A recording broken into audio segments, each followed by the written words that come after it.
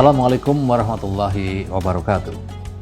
Innal hamdalillah nahmaduhu wa nasta'inuhu wa nastaghfiruh wa na'udzu billahi min shururi anfusina wa min sayyiati a'malina may yahdihillahu fala mudhillalah wa may yudlil fala hadiyalah. Asyhadu an la ilaha illallah wahdahu la syarikalah wa asyhadu anna Muhammadan abduhu wa rasuluhu la nabiyya ba'dah, amma ba'd. Pemirsa yang dimuliakan Allah telah memberikan kasih sayangnya yang maha besar pada kita sebagai makhluknya. Dalam menciptakan manusia dan alam semesta, Allah telah menyiapkan berbagai kebutuhan yang diperlukan untuk mendukung kehidupan kita di muka bumi ini. Udara yang kita hirup, air yang kita minum, berbagai jenis tumbuhan dan hewan yang dapat kita makan, kesehatan prima, istri, anak-anak yang menyenangkan, rezeki halal dan barokah yang kita peroleh, semuanya adalah nikmat yang telah diberikan oleh Allah Subhanahu wa Ta'ala kepada kita semuanya. Untuk itu marilah kita tidak henti-hentinya untuk selalu bersyukur atas nikmat Allah tersebut. Dalam surah Ar-Rahman, Allah menyebutkan, A'udzu billahi minasyaitonir rajim. Fa bi ayyi ala'i rabbikuma tukadziban. Maka nikmat Tuhanmu yang manakah yang kamu dustakan? Ayat ini diulang-ulang sampai 31 kali dan ini sangat menarik. Mengapa demikian? As-Suyuti dalam Al-Idgham fi Ulumil Quran menyebutkan bahwa hal itu untuk pertama memantapkan pemahaman, yang kedua memberikan tekanan, yang ketiga mengingatkan kembali, dan yang keempat untuk menunjukkan betapa besar dan pentingnya masalah syukur terhadap nikmat ini. Oleh sebab itulah, marilah kita jadikan diri kita menjadi manusia yang pandai mensyukuri nikmat Allah Subhanahu wa Ta'ala ini. Pemirsa yang berbahagia, saat ini peradaban terus berkembang, termasuk cara berkomunikasi kita. Jadi kalau dulu orang harus menempuh jarak yang jauh untuk bisa bercakap-cakap dengan sanak kerabat di luar daerah, saat ini teknologi memfasilitasi manusia untuk bisa berkomunikasi hanya melalui perangkat kecil di genggaman tangan kita yang disebut sebagai HP atau gadget. Di samping itu, kehadiran media sosial juga kian mempermudah lagi komunikasi di antara kita. Dalam hitungan seperjuta detik, ya, atau dalam hitungan mikrodetik, kita bisa berinteraksi dengan berkirim pesan melalui tulisan, suara, gambar, dan bahkan video, ya, ke orang lain di berbagai belahan dunia. Dan kita merasakan luas bumi yang lebih dari 1,5 miliar kilometer persegi ini, dengan adanya teknologi informasi ini seolah-olah mengkerut, ya.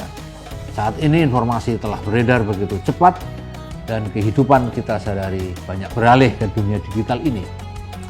Kita sekarang sedang menjalani suatu zaman di mana teknologi informasi telah dapat membantu manusia dalam menemukan dengan mudah jutaan informasi hanya dengan menggunakan peralatan yang kecil di tangan kita, yang hampir peralatan tersebut menjadi bagian dari kehidupan orang modern, yakni HP. Dan kemudian yang luar biasa dalam menerima informasi ini juga berlaku sebaliknya, yakni dalam mengirim kembali informasi kita. Forward jutaan pesan dari platform sosial media apa saja dengan mudah dapat kita lakukan setiap saat. Dan keadaan ini menjadikan kita semuanya setiap hari dibanjiri oleh informasi yang unlimited, informasi yang tak terbatas. Dan malangnya, informasi-informasi tersebut tidak semuanya benar. Pemirsa yang dimuliakan oleh Allah, kondisi ini memunculkan permasalahan baru dalam kehidupan kita yang sangat memprihatinkan. Derasnya arus informasi yang tidak dibarengi dengan kesadaran untuk menyaring, memilih dan memilah informasi yang baik ternyata mewabah di masyarakat.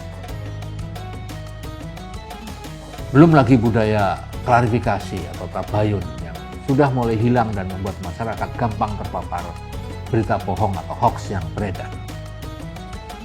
Hadirin yang berbahagia, dulu orang bijak pernah menyatakan bahwa orang berpengetahuan adalah orang yang memiliki banyak sekali informasi. Sekarang tidak. Sekarang kita perlu mengubah definisi itu menjadi orang berpengetahuan adalah orang yang mampu menyaring banyak informasi. Perintah klarifikasi terhadap berita bohong telah diberikan sebetulnya ya sejak zaman kehidupan Nabi Muhammad SAW dulu. Allah berfirman dalam surat Al-Hujurat ayat 6, A'udzubillahi minasyaitonirrajim, Ya ayyuhalladzina amanu in ja'akum fasikum binaba'in fatabayyanu an tusibu qauman bijahalatin fatusbihu ala ma fa'altum nadimin. Hai orang-orang yang beriman, jika datang kepada kamu orang-orang fasik membawa suatu berita, maka periksalah dengan teliti berita itu, agar kamu tidak menimpakan suatu musibah kepada suatu kaum tanpa mengetahui keadaannya, yang menyebabkan kamu akan menyesal atas perbuatanmu itu.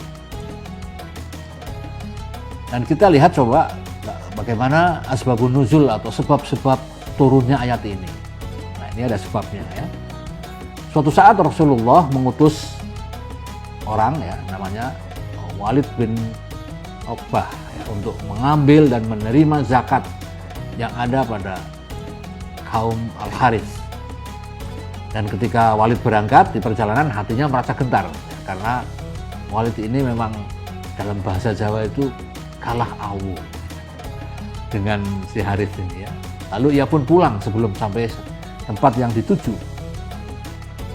Ia membuat laporan palsu kepada Rasulullah bahwa Al-Harits tidak mau menyerahkan zakat kepadanya, bahkan mengancam akan membunuhnya. Nah, ini kan berita hoax ini kalau sekarang ya. Apa yang dilakukan Rasulullah? Dalam rangka klarifikasi, kemudian Rasulullah mengirim utusan berikutnya kepada Al-Harits. Jadi yang utusan tadi pulang, Rasulullah masih merasa belum mantap begitu, karena perlu melakukan klarifikasi, maka Rasulullah kemudian mengutus utusan berikutnya. Dan di tengah perjalanan, utusan itu berpasang-pasang ya, bertemu dengan Al-Harits dan sahabat-sahabatnya yang tengah menuju ke tempat Rasulullah, dan mengatakan bahwa sesungguhnya Rasulullah telah mengutus Al-Walid bin Uqbah. Jadi disampaikanlah kepada Al-Harits bahwa Rasulullah sebetulnya sudah mengirim utusan Al-Walid bin Uqbah. Namun ia mengatakan bahwa engkau tidak mau menyerahkan zakat, bahkan bermaksud membunuhnya. Saat itu Al-Harits menjawab dengan bersumpah atas nama Allah, tidak pernah melihat apalagi bertemu dengan utusan Rasulullah tersebut. Kemudian mereka bersama-sama menghadap Rasulullah SAW, dan kemudian Nabi bertanya, wahai Harits, mengapa engkau menahan zakat dan akan membunuh utusanku? Harits menjawab, demi Allah aku tidak berbuat demikian. Lalu kemudian turunlah ayat Al-Hujurat ayat 6 tadi. Sebagai peringatan kepada kaum mukminin agar tidak hanya menerima keterangan dari sebelah pihak saja. Hadirin yang berbahagia, para pemirsa, karena itu sebagai seorang mukmin kita harus ekstra hati-hati, tidak gegabah dan tergesa-gesa dalam menerima sebuah berita dan informasi. Kita harus jernih, objektif, dan menggunakan hati nurani kita dalam memahami isi berita. Jangan sampai kita meyakini sebuah informasi benar hanya karena berasal dari orang yang kita senangi, padahal sesungguhnya informasi itu salah. Sebaliknya, kita jangan sampai meyakini suatu informasi itu salah hanya karena berasal dari orang yang kita benci, padahal nyatanya informasi itu benar. Disinilah perlunya kita selalu melakukan klarifikasi atau tabayun terlebih dahulu terhadap berita yang kita terima sebelum menyebarluaskannya kembali. Oleh karena itu, marilah kita kedepankan tindakan akhlak dan etika yang baik, terutama dalam hal bermedia sosial dan berselancar di dunia maya.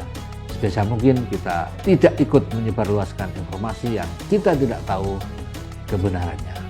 Membangun budaya tabayun atau klarifikasi dalam menerima informasi perlu terus kita tanamkan kepada diri sendiri, keluarga, anak-anak, handetolan, dan lingkungan agar kegiatan kita di dunia maya menjadi lebih bermakna dan bernilai ibadah.